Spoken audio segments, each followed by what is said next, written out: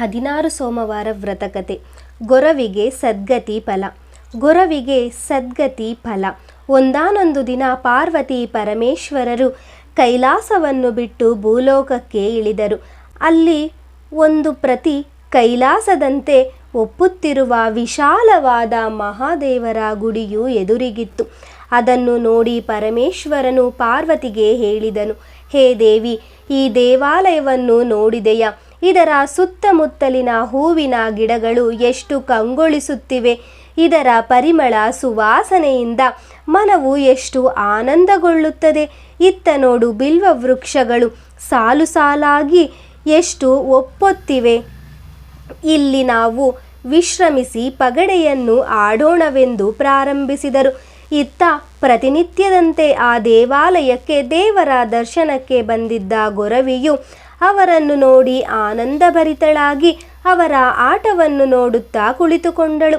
ಆ ಆಟದಲ್ಲಿ ಪರಮೇಶ್ವರನು ಗೆದ್ದನು. ಅದಕ್ಕೆ ಪಾರ್ವತಿಯು ನಾನು ಗೆದ್ದೆನೆಂದಳು. ಅದಕ್ಕೆ ಪರಮೇಶ್ವರನು ನಾನು ಗೆದ್ದೆನು ಎಂದು ಚೇಷ್ಟೆಯಿಂದ ಒಬ್ಬರನ್ನೊಬ್ಬರು ಹೇಳತೊಡಗಿದರು. ಆಗ ಪಾರ್ವತಿಯು ಎದುರಿಗೆ ಕುಳಿತಿರುವ ಗೊರವಿಯನ್ನು ನೋಡಿ, ಏನಮ್ಮ, ಇದರಲ್ಲಿ ಯಾರು ಗೆದ್ದರು? ನೀನೇ ಹೇಳು ಎಂದು ಕೇಳಿಕೊಂಡಳು. ಅದಕ್ಕೆ ಆ ಗೊರವಿಯು ಮನದೊಳಗೆ ಆಲೋಚಿಸಿದಳು.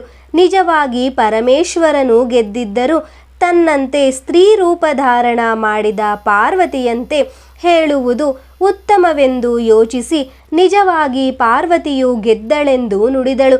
ಅದಕ್ಕೆ ಪರಮೇಶ್ವರನು ಕೋಪಗೊಂಡು, ಎಲೈ ಗೊರವಿ, ನೀನು ಕಣ್ಣಾರೆ ಕಂಡು ಸುಳ್ಳು ನುಡಿದೆ. ಹೀಗಾಗಿ ನಿನಗೆ ಕುಷ್ಠರೋಗ ಉತ್ಪನ್ನವಾಗುವುದು ಎಂದು ಶಾಪವನ್ನು ಕೊಟ್ಟು ಅಲ್ಲೇ ನಿಂತರೆ ನಿಶ್ಶಾಪವನ್ನು ಬೇಡುವಳೆಂದು ಅದೃಶ್ಯನಾದನು.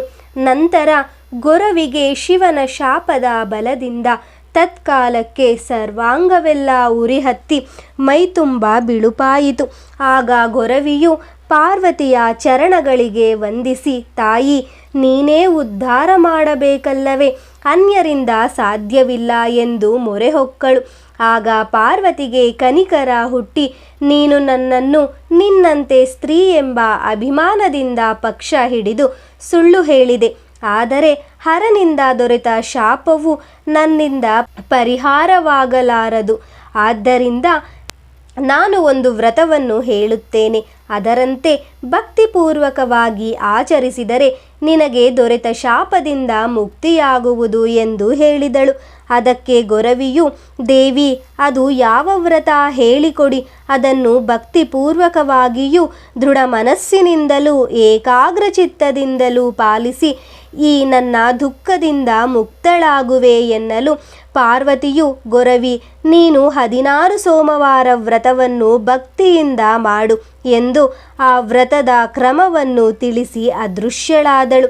ಅತ್ತ ಆ ಗೊರವಿಯು ನಿತ್ಯ ಪೂಜಾವಿಧಿಗಳನ್ನು ತೀರಿಸಿಕೊಂಡು ಹೋಗುವಷ್ಟರಲ್ಲಿ ದೇವಾಲಯಕ್ಕೆ ದೇವರ ದರ್ಶನಾರ್ಥವಾಗಿ ನಿತ್ಯದಂತೆ ಬರುತ್ತಿದ್ದ ನಾರಿಯರ ಗುಂಪು ಅಲ್ಲಿಗೆ ಬಂದು ಆ ಗೊರವಿಯ ಸ್ಥಿತಿಯನ್ನು ನೋಡಿ ಆಶ್ಚರ್ಯಚಕಿತರಾಗಿ, ಒಮ್ಮಿಂದೊಮ್ಮೆ ಇವಳ ಗತಿಯು ಹೀಗಾಗುವುದಕ್ಕೆ ಕಾರಣವೇನು ಎಂದು ಒಬ್ಬರಿಗೊಬ್ಬರು ಮಾತಾಡಿಕೊಂಡು ಸುಮ್ಮನಾದರು. ಆ ಗೊರವಿಯು ಪಾರ್ವತಿಯು ತಿಳಿಸಿದ ಕ್ರಮದಂತೆ 16 ಸೋಮವಾರ ವ್ರತವನ್ನು ಆರಂಭಿಸಿದಳು. ಇವಳ ವ್ರತವು ಬೆಳೆದಂತೆ ಹಾಗೆಯೇ ಮೈ ಉರಿ ಮತ್ತು ಬಿಳುಪು ಕಮ್ಮಿಯಾಗಿ ಆನಂದವಾಗತೊಡಗಿತು. ಆಗ ಗೊರವಿಯು, ಹೇ ದೇವಿ, ಮಹಾಮಾಯಿ, ಆದಿಶಕ್ತಿ, ನಿನ್ನ ಕೃಪಾಕಟಾಕ್ಷವು ಮಿಗಿಲಾದದ್ದು. ಈ ವ್ರತವನ್ನು ಯಾವ ಸ್ತ್ರೀಯು ನಡೆಸುತ್ತಾಳೋ ಅವಳ ಮನೋಬಯಕೆಯು ಪೂರ್ಣವಾಗುವುದರಲ್ಲಿ ಸಂದೇಹವಿಲ್ಲ ಎಂದು 16 ಸೋಮವಾರ ವ್ರತವು ಪೂರ್ಣವಾದ ಕೂಡಲೇ ಪಾರ್ವತೀ ದೇವಿಯನ್ನ ಕುರಿತು ತಪಸ್ಸು ಮಾಡತೊಡಗಿದಳು. ಆಗ ದೇವಿಯು ಪ್ರತ್ಯಕ್ಷಳಾಗಿ, ಮಗಳೇ, ನೀನು ಬಹಳ ಶ್ರಮಪಟ್ಟಿರುವೆ. ನಿನ್ನ ದೇಹವು ಬಂಗಾರ ವರ್ಣದ್ದಾಗಲಿ. ಇಂದಿನಿಂದ ನೀನು ಗೊರವಿಯ ಬದಲಿ ಗೊರಟೆ ಪುಷ್ಪವಾಗಿ ಜನಿಸು. ನಿನ್ನ ಕೋಮಲಾಂಗವನ್ನು ಯಾರು ಮುಟ್ಟಲಾರರು ಎಂದು ಅಭಯವನ್ನಿತ್ತು ಅದೃಶ್ಯಳಾದಳು. ಪಾರ್ವತೀದೇವಿಯು ವಾಕ್ಯದಂತೆ ಇಂದಿಗೂ ಕೂಡ ಬಿಳಿ ಗೊರಟೆ, ಕೆಂಪು ಗೊರಟೆ ಎಂಬ ಎರಡು ರೀತಿಯ ಹೂಗಳು ಆಗುತ್ತಲಿದೆ. ಪಾರ್ವತೀದೇವಿಯು ಹೇಳಿದ ವಚನದಂತೆ ಬಂಗಾರ ವರ್ಣದ ಕೋಮಲವಾದ ಕೆಂಪು ಗೊರಟೆ ಪುಷ್ಪವೆಂದು ಕರೆಸಿಕೊಳ್ಳುವವಳೇ ಗೊರವಿ. ಇವಳು ತನ್ನ ವ್ರತವನ್ನು ಪಾಲಿಸುವಾಗಲೂ ಕೂಡ ಈ ಗುಡಿಗೆ ನಿತ್ಯ ನೇಮದಂತೆ ಬರುತ್ತಿದ್ದಳು. ಇವಳಂತೆ ಉಳಿದ ಹೆಣ್ಣು ಮಕ್ಕಳು ಕೂಡ ಬರುತ್ತಿದ್ದರು.